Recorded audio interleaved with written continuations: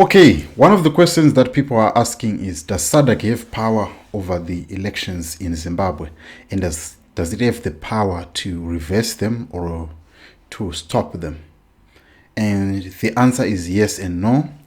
The no part is what I'm going to begin with, and the yes part is what I'm going to end with. So you want to stick around until the end of the video as we explore the yes part, which is going to be interesting. The no part is the fact that SADC is being funded by these member states which are inside SADC, and there are also other external funders of this project of SADC. But so the no part is no. According to the Secretariat, they say they don't conduct elections. It has never happened inside SADC.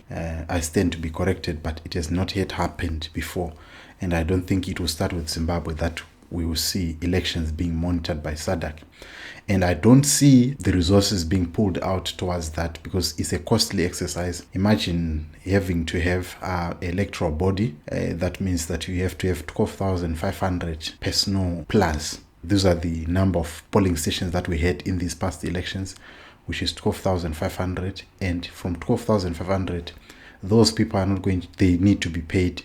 You need to have a system that allows that to happen. So does SADC have those resources? I don't think so. And for one to sponsor that, it will need a lot of money. So that's the no part. Then the yes part is, does it have the power to change the outcome of the elections of Zimbabwe? The yes part is, as I've alluded, that there are member states that are contributing to SADC. What this means is that these member states, they have got power. Professor Ibo Mandasa said on the other day that until SADC in South Africa acts, then there is nothing that is going to move. That if you want the Zimbabwe question resolved, you can do it. It can be done tomorrow. Not by military intervention, by simply reading the Right Act to Harare, period. That the following has to be done, or else 1, 2, 3 will happen. Simple as that.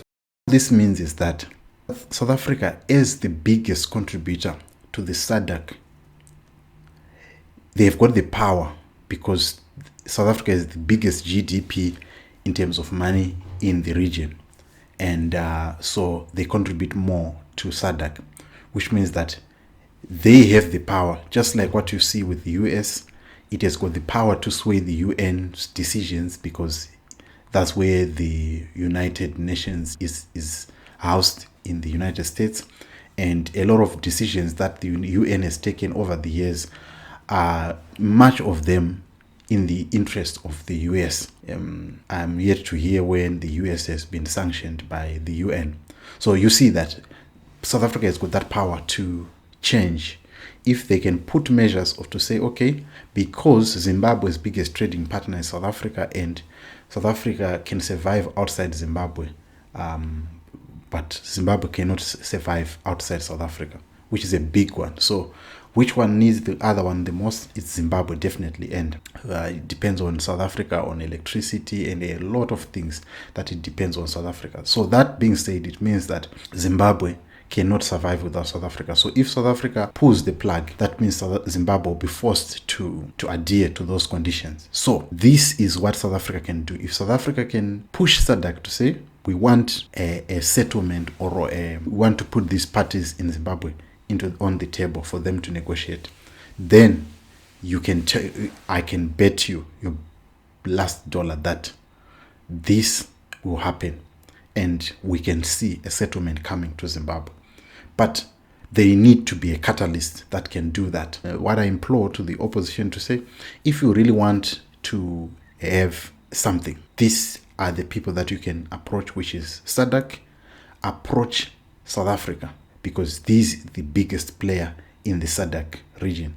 And that means that if you go and have an agreement with the biggest player in the region, you are actually on your way closer to find a solution to the Zimbabwean impasse. So that is what I believe could be the best option for us. And this is possible. It won't take time. just one step from South Africa would move Zimbabwe into the right direction.